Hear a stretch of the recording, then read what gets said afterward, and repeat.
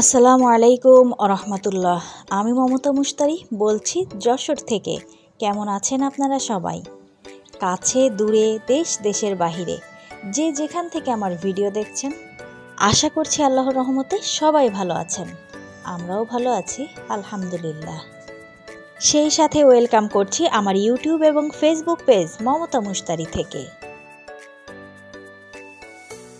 আজ 27শে ফেব্রুয়ারি, 14ই ফাল্গুন, 27শে শাবান, রোজ বৃহস্পতিবার।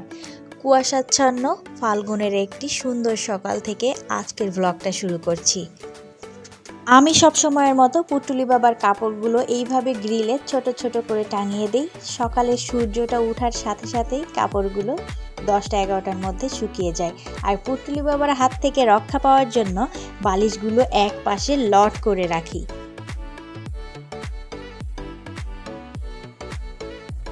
পুটুলি বাবাটার সিজনাল ঠান্ডা জ্বর লেগেছে, ভীষণভাবে অসুস্থ, এত পরিমাণে বিরক্ত করছে, ওকে সামলানোই এখন দুষ্কর হয়ে গেছে।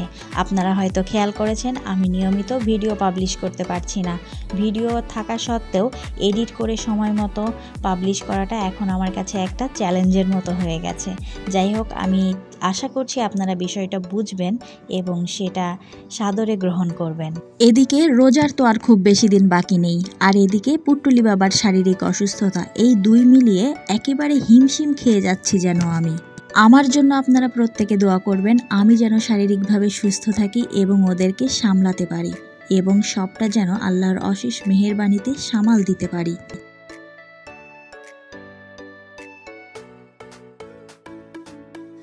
আমি ফ্রিজ পরিষ্কার করেছিলাম গত সপ্তাহে, কিন্তু ফ্রিজের ড্রয়ারগুলো আর পরিষ্কার করা হয়নি সময়ের অভাবে। খুব দ্রুত ফ্রিজটা পরিষ্কার করে ড্রয়ারগুলো ভরে দিয়েছিলাম, আর আজ একটু হাতে সময় পেয়েছি, এজন্য ফ্রিজের ড্রয়ারটা বের করেছি। ড্রয়ারটা দ্রুত পরিষ্কার করে গুছিয়ে নিলাম, আর এখানে সারফেসটা পরিষ্কার করে তারপর রান্না বাড়ার কাজ শুরু করেছি। এখানে আমি 1 কেজির মতো চিরা, লবণ আর হলুদ এক পাত্রে গুলিয়ে সেটা চিরার উপরে ছিটিয়ে ছিটিয়ে মাখিয়ে নিয়েছি সারা চিরার গায়ে, চিরাটা যাতে লবণাক্ত হয়। এখানে আমি চিরা ভাজা করে নিচ্ছি। এটা আমার আম্মুর একটা সিগনেচার ডিশ, এটা আমার খেতে যে কী দারুণ লাগে, আর আমার সাথে সাথে আমার বাচ্চারাও এই জিনিসটা ভীষণ পছন্দ করে। আমি যখন করি তখন এভাবে একসাথে 1 কেজি চিরাই ভেজে নেই। এখন হয়তো অনেকে বলবেন যে হাফ কেজি করে করলেও হতো, সময়ের অপচয় হবে আর কি, কিন্তু আমার হাতে তো সময় নেই। একসাথে করলেও যেটা হবে, অল্প অল্প করলেও সেটাই হবে।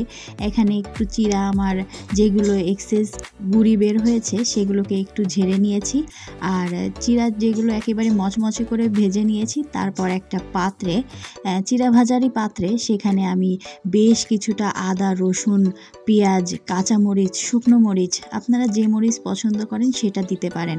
তবে এখানে রসুনের পরিমাণটা বেশি দিলে ভীষণ সুন্দর একটা ফ্লেভার তো যেমন বের হয়, তেমনি খেতেও ভালো লাগে।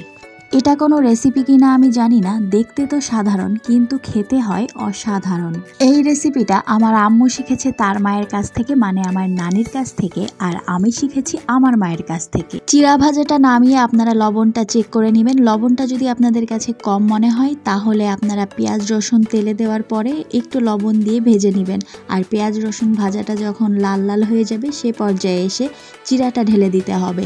তারপর পেঁয়াজ রসুনের সাথে চিরাটা মিক্স করে নিলেই রেডি হয়ে যাবে মজাদার চিরা ভাজা। প্লিজ খুলে দেব, কি আছে এর ভিতরে? কি চকলেট আছে? চকলেট খাবে তুমি? তাই কি করব? চকলেট খাবে? আবার বলো, প্লিজ খুলে দাও। হ্যাঁ হ্যাঁ, প্লিজ খুলে দাও। ও বাবা, চকলেট কই? এই যে চকলেট আছে, কি ওতে চকলেট? ও বাবা, কত চকলেট, সব ঢেলে ফেললো গো, সব ঢেলে ফেললো চকলেট।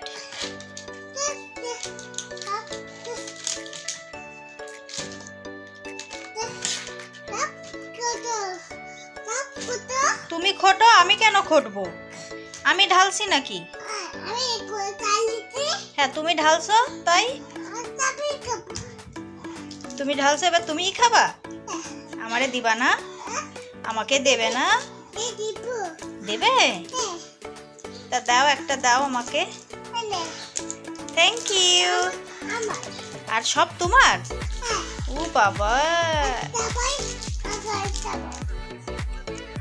পাখির ছানা। যা যা, জানলা খুলে দিয়েছি, যা চলে যা, যা পাখি যা। বলো ওয়াও, কোথায় গেল? ওই যে ওখানে গিয়ে দাঁড়িয়েছে। যা পাখি যা, ও মনে হয় ওই ফাঁক দিয়েই এসেছে। ওয়াও, দেখেছো? পাখি যা যা যা সোনা, বাসায় চলে যা।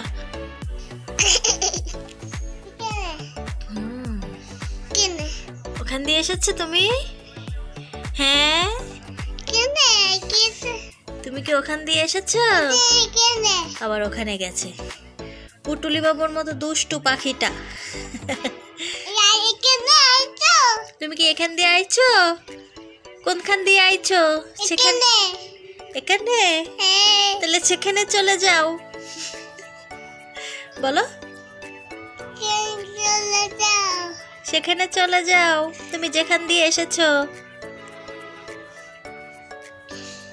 বলো বলো। ও মনে হয় যাবে না। ফিরে আসলাম সন্ধ্যায়, বাচ্চাদেরকে বানিয়ে দিয়েছি পপকর্ন। আর দেখুন আমাদের এখানে নতুন সংযোজন হয়েছে 4 কোনা খুঁড়িতে দই। আমার না বেশ কিছুদিন ধরে খই দিয়ে দই বা দই দিয়ে খই, যেটাই হোক না কেন, খেতে মন চাইছিল। এখন তো আর খইয়ের ব্যবহার তেমন নেই, তো দুধের স্বাদ ঘোলে মেটানো পপকর্ন দিয়ে খাচ্ছি দই। খেতে কিন্তু মন্দ লাগেনি, বেশ ভালোই লেগেছে। আবার আহামরি যে স্বাদ সেটাও বলবো না, কিন্তু ভালো লেগেছে। চলুন খাওয়া দাওয়াটা শেষ করে ফিরে আসছি একটু পর। ফিরে আসতে আসতে অনেক দেরি হয়ে গেল। গতবারের মতো কর্তামশাই এবারও ডিমের খাঁচি নিতে ভুলে গেছে। ফলস্বরূপ 3টা ডিম ভেঙে ফেলেছে। একটা ডিমের তো পুরো বেরই হয়ে গেছে ভিতরের মাল ম্যাটেরিয়াল, 2টা ফেটে গেছে, কিন্তু ভেতরের মাল ম্যাটেরিয়াল বের হয়নি। যাই হোক, ডিমগুলোকে খাঁচিতে সুন্দর করে সাজিয়ে নিলাম। এবার চলুন আপনাদেরকে দেখাই এই গভীর রাতে কর্তামশাই বাজার করে এনেছে। আপনারা যারা আমার রেগুলার ভিউয়ার তারা জানেন কর্তামশাই রাতে বাজার করতে বেশি পছন্দ করে। আসলে পছন্দ করে বলতে ভুল হবে, আসলে বেচারা রাতেই সময় পায়, এছাড়া সময় পায় না বাজার করার, যার জন্য বাজারটা তাকে রাতেই করতে হয়। এখানে 1 মুঠেরও কম কাঁচামরিচ এনেছে। কি জন্য এটা এনেছে আমি জানি না। দাঁড়ান আপনাদেরকে ঘড়িতে সময়টা দেখাই। দেখুন 12টা 10, প্রায় মাঝরাত, তাই না বলুন? আপনাদের কার কার সাথে এমনটা হয় আমাকে কিন্তু কমেন্ট করে জানাতে পারেন। কি কি মাছ এনেছে সেটা তো আপনারা স্ক্রিনে দেখতেই পাচ্ছেন। বড় বড় 3টা রুই মাছ আর একটা বিশাল সাইজের পাঙ্গাস মাছ। এই বড় সাইজের মাছগুলো না ইদানিং আমার বটিতে কুটতে খুব অসুবিধা হচ্ছে। বটিটাতে একটুও ধার নেই বললেই চলে। মাছগুলোকে একেবারে যুদ্ধ করে কুটতে হয়। আর এখানে কিছু কাঁচা তরি তরকারি আছে আর কিছু শুকনো বাজার। পাতাকপির সাইজগুলো দেখেছেন? চলুন মাছ কাটাকুটিতে লেগে যাই। রুই মাছটা কিন্তু বেশ পাকা। মাছের রংটা কিন্তু স্ক্রিনে ভালোভাবে বোঝা যাচ্ছে না, কিন্তু মাছটা কিন্তু বেশ লাল রঙের। লেজটা দেখলে বুঝবেন। আর আমি আঁশ ছাড়াতে গিয়ে কিন্তু বেশ বিপাকে পড়েছিলাম।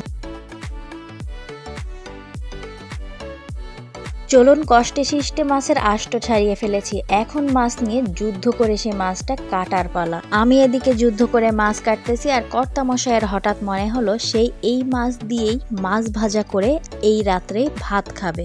তো তার জন্য 1 পিস কেটে নেওয়ার চেষ্টা করছিলাম, কিন্তু মাছটা কোনোভাবেই আমি নাড়াতে পারছিলাম না। এই জন্য আগে চিন্তা করলাম একটু ছোট ছোট করে টুকরা করে নেই, তারপর গিয়ে পিস করব। এই ধরনের বড় মাছগুলো কিন্তু আমরা সাধারণত পেট পিঠ আলাদা করেই কাটি। কর্তামশাই বললেন আলাদা করার দরকার নেই, একসাথে করেই কাটো। যখন একসাথে করে কাটলাম, দেখুন কি বিশাল সাইজের একটা মাছ হয়েছে। পরে আবার দেখে তারই মনে হলো যে না, এটাকে একসাথে করে খাওয়া যাবে না। তো মাঝখান বরাবর আবার একটু ফেরে নিয়ে এখন এই যে মাছের তেলটা সুন্দর মতো লবণ হলুদ মরিচের গুঁড়া মাখিয়ে নিচ্ছি, আর এপাশে তেল গরম করে ভাজতে দিয়ে দিচ্ছি। মাছটা ভাজা হতে থাক, আর এপাশে আমি বাকি মাছটা সুন্দর মতো কেটে নিই। মাছ কাটতেছিলাম আর কর্তামশাই কিন্তু আমার সাথেই দাঁড়িয়েছিল। মাছের সাইজটা দেখুন, আমার পুরো হাতটা জুড়ে ভরে গেছে। আর এদিকে কিন্তু আমি একটা অকাজ করেই ফেলেছি। এই মাছের সাইজটা দেখুন কত পাতলা করে ফেলেছি। মাছ কুটাকুটি তো শেষ, মাছ ভাজাও শেষ। কর্তামশাই যখন গরম গরম মাছ ভাজা দিয়ে গরম ভাত খাচ্ছিলেন, কি পরিমাণ যে লোভ আমার হচ্ছিল সেটা আর কি বলবো আপনাদের। তো এক মুঠ গরম ভাত, একটু মাছ ভাজা আর একটা কাঁচামরিচ আর একটুখানি মাছের তেল দিয়ে মাখিয়ে নিয়েছি। কি স্বাদটাই যে লাগছিল। যাই হোক, খাওয়া দাওয়া করতে করতে আজকের ভিডিও থেকে বিদায় নিচ্ছি। প্রত্যেকের সুস্বাস্থ্য কামনা করছি। সাবধানে থাকবেন, সতর্ক থাকবেন, আমাদের জন্য দোয়া করবেন। দেখা হচ্ছে আগামীতে নতুন কোনো ভ্লগের সাথে। আল্লাহ হাফেজ, আসসালামু আলাইকুম।